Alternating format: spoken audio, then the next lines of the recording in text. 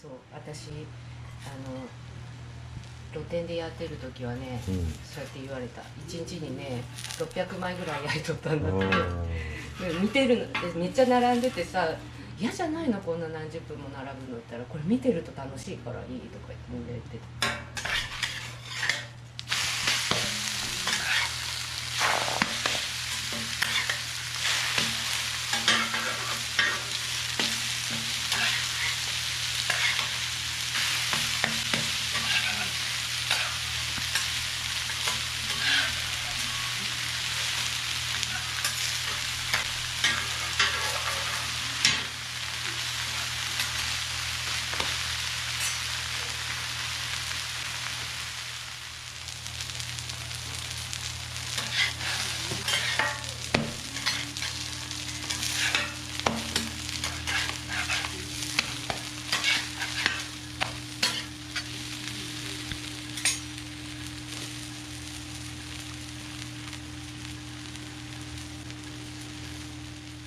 よく言われた縁日やってる時は2人がかりでもう空中飛ばしてこうやってたの。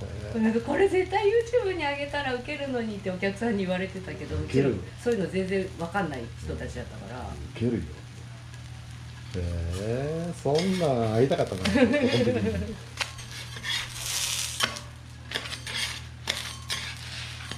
って絶対そんなん宣伝になるからね、出してもらった方が。はい、ありがとうね。はいはいはいはい。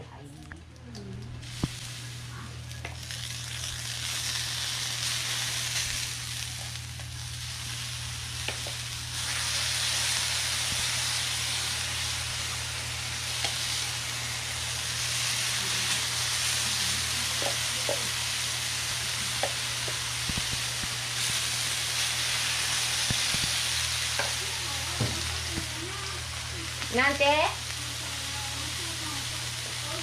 なんでまた来るの？お茶持ってきゃいいの。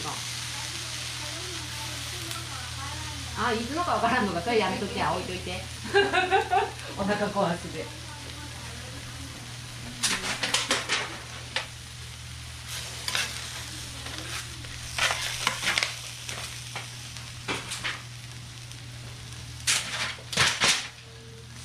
ありがとね。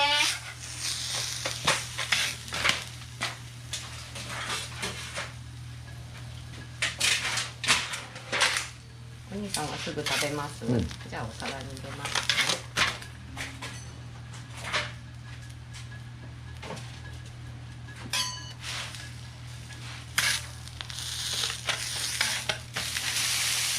はい、はい、ありがとうございます。